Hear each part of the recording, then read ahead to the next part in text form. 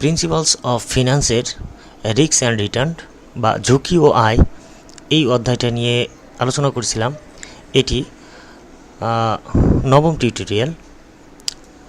তো আজকে আলোচনা করব কি কোএফিসিয়েন্ট অফ ভেরিয়েন্স বা বিভেদাঙ্কের একটু বিস্তর বা একটু বড় অঙ্ক নিয়ে আলোচনা করব। তো আগের টিউটোরিয়ালটিতে আমরা এই কোএফিসিয়েন্ট নিয়ে একটা অঙ্ক দেখিয়েছিলাম।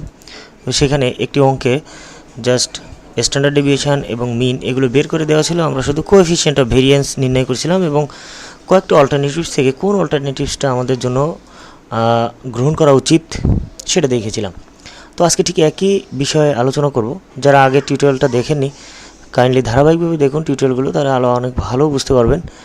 তো অঙ্কে যাওয়ার শুরুতে আমি একটু সূত্রটা নিয়ে আলোচনা করে নেব। এখানে দেখুন, এখানে তিনটা সূত্র।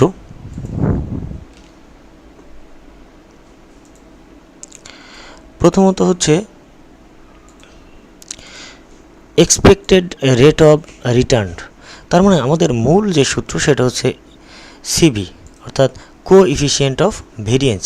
তো CB equal to sigma divided E of আর। এখন আগে যে টিউটোরিয়ালটি আমি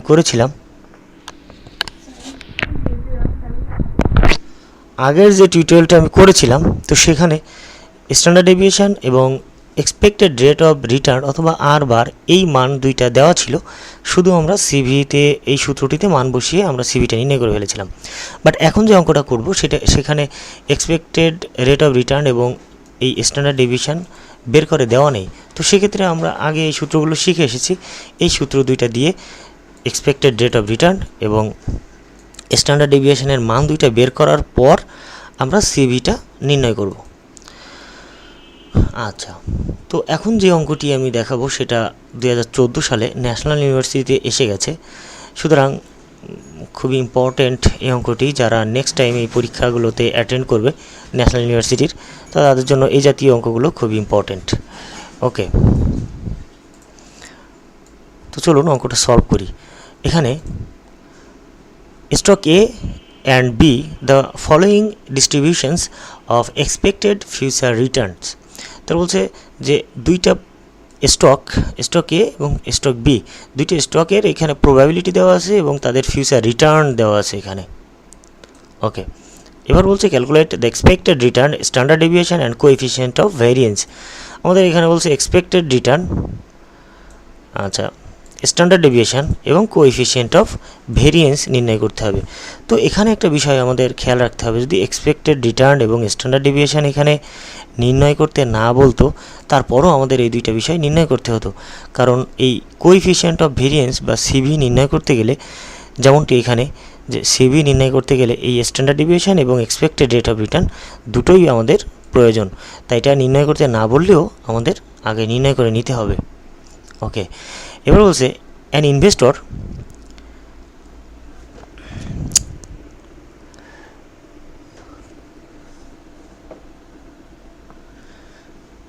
investor seeks your opinion as to which stock he should invest.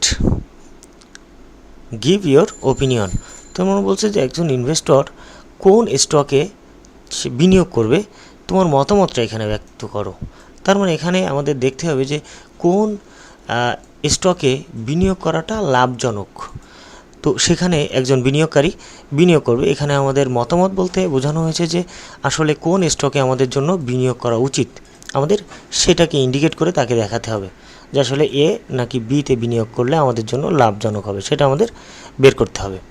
ওকে, তো কোনটাতে বিনিয়োগ করলে আমাদের জন্য লাভজনক বা কোনটাতে একজন বিনিয়োগকারী বিনিয়োগ করা উচিত, তো সেটা নির্ণয় করি আমরা সিভির মাধ্যমে।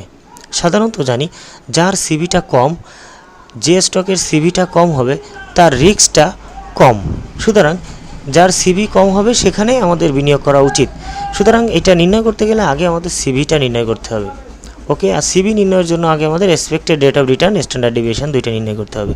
তো আমরা যদি সলিউশনে যাব, এখনই শুরু করি। সলিউশনে সর্বপ্রথম যেটা করতে হবে এক্সপেক্টেড রেট অফ রিটার্নটা নির্ণয় করতে হবে। যেমন দেখুন এখানে আমাদের সূত্রটা ছিল এটা। তো এখানে এই ই অফ আর এটা হচ্ছে এক্সপেক্টেড রেট অফ রিটার্ন। তো আমরা আগে এক্সপেক্টেড রেট অফ রিটার্ন বের করব, পরে যে স্ট্যান্ডার্ড ডেভিয়েশনটা নির্ণয় করব। এখন এক্সপেক্টেড রেট অফ রিটার্নের সূত্রটা ছিল এটা, যদি প্রবাবিলিটি দেওয়া থাকে সেক্ষেত্রে R1 into P1 plus R2 into P2, এভাবে RN ইন্টু PN। তো যতগুলো থাকবে ঠিক এভাবে আমরা লিখব। তো যদি আমরা এখানে চলে যাই সলিউশনে, দেখুন লিখলাম we know that E of R equal to R1 into P1 plus R2 P2, এভাবে n সংখ্যক পর্যন্ত মান, অর্থাৎ যতগুলো মান আমাদের দেওয়া থাকবে সবগুলোই আমরা এভাবে লিখব। তো যদি স্টক এরটা আগে দেখি, এখানে ই অফ আর এ, এখানে ই অফ আর কিন্তু এটা দিলাম এই কারণে এখানে স্টক আছে দুইটা আমাদের, স্টক এ স্টক বি।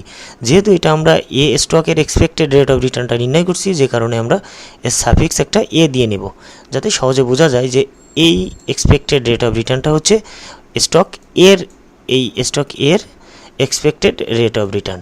আচ্ছা, তো এখান থেকে আমরা দেখুন R1 এর মান কত ছিল আমাদের, সর্বপ্রথম R1 এটা -10। আচ্ছা, আর P1 এর মান ছিল আমাদের, প্রবাবিলিটির মান হচ্ছে 0.1। সুতরাং প্রথমে আমরা লিখব এখানে -10 ইন্টু এই -10 ইন্টু 0.1, এটা হচ্ছে R1 এর মান -10, P1 এর মান 0.01।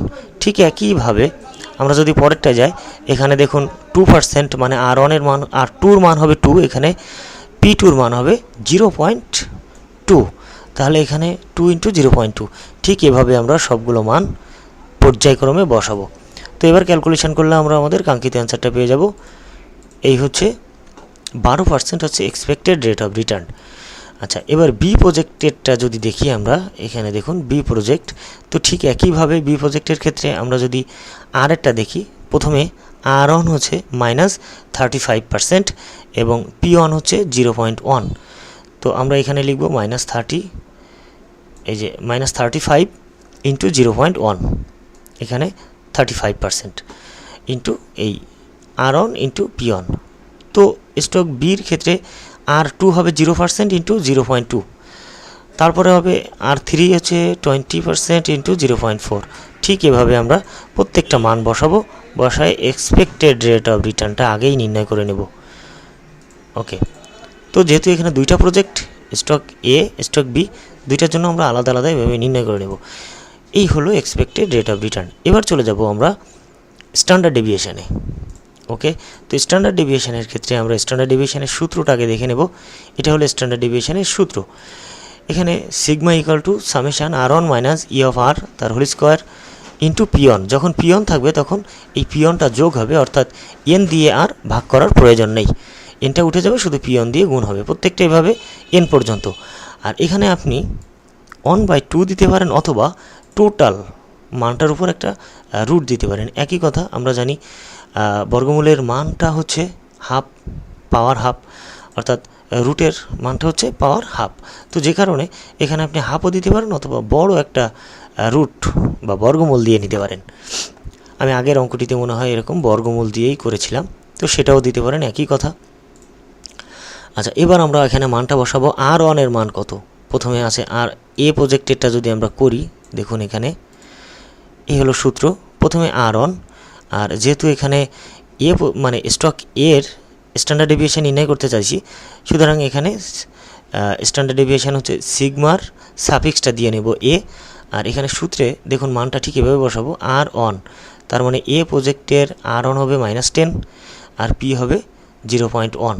ওকে, তো এখানে আমরা দেখুন এখানে R1 এর মান হচ্ছে -10 আর P1 এর মান হচ্ছে 0.1, এটা, আর R1 এর মান হচ্ছে এটা। আর এক্সপেক্টেড রেট অফ রিটার্ন বলতে যেটা বোঝায়, আমরা একটু আগে যেটা বের করলাম, এই যে 12%, এটা হচ্ছে এক্সপেক্টেড রেট অফ রিটার্ন। তো এই 12 হচ্ছে ই অফ আর এর মান।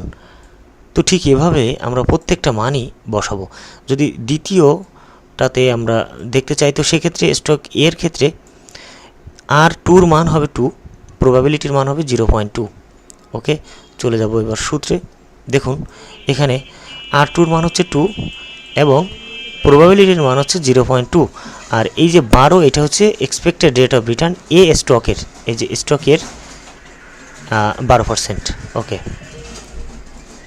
তো ঠিক এভাবে আমরা সবগুলো মান বের করব এবং ক্যালকুলেশন করলে আমরা পেয়ে যাব স্ট্যান্ডার্ড ডেভিয়েশনের টোটাল মানটা। এখানে পেলাম 12.2%।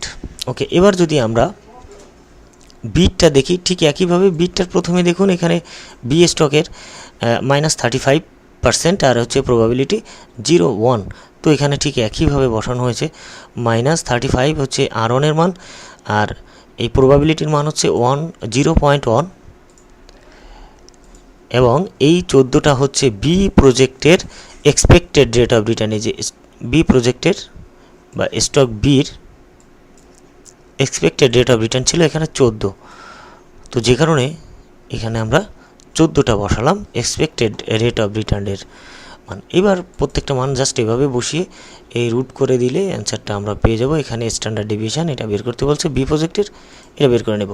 এবার আমরা সরাসরি চলে যাব সিভিতে। সিভি সূত্রটা ছিল এটা, CV equal to standard deviation divided E of R. তো চলে যাব সিভিতে। প্রথমে সূত্রটা আমরা লিখে নিতে পারি, coefficient of variance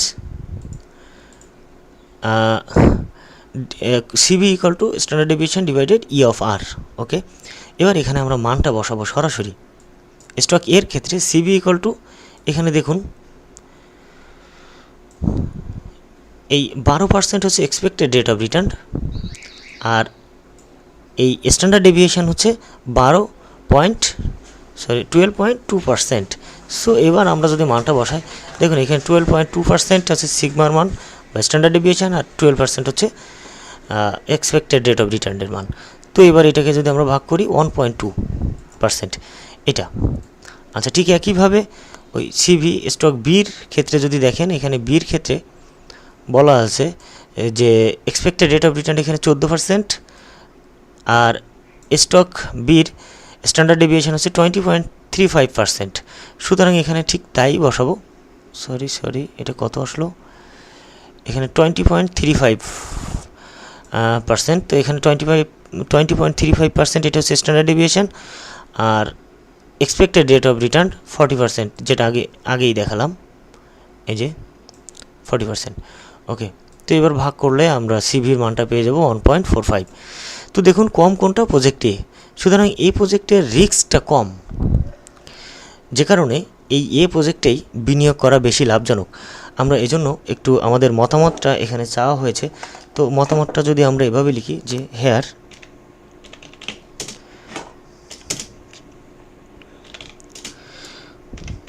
we see that CV is lower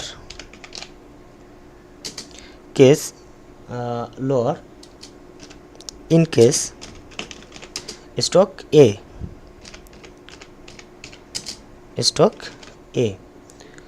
So the investor should invest in stock A। তার মানে এখানে বললাম যে এ স্টকের সিভিটা কম, সুতরাং একজন বিনিয়োগকারীকে এই এ স্টকেই বিনিয়োগ করা উচিত। ওকে, তো অঙ্কটি একটু বড় হলেও অনেক সহজ, যেহেতু 2014 সালে অঙ্কটি ন্যাশনাল ইউনিভার্সিটিতে অ্যাকাউন্টিং ফার্স্ট ইয়ারে চলে এসছে, সুতরাং অঙ্কটি খুবই ইম্পর্ট্যান্ট, বিশেষ করে যারা ন্যাশনাল ইউনিভার্সিটিতে আবার এই সাবজেক্টে অ্যাটেন্ড করবেন পরীক্ষায়। তো তারপরও মনে হয় বুঝতে পেরেছেন আশা করি। আজকে এই পর্যন্ত, সবাই ভালো থাকবেন। নেক্সট টিউটোরিয়াল দেখার আমন্ত্রণ জানাচ্ছি। আল্লাহ হাফেজ।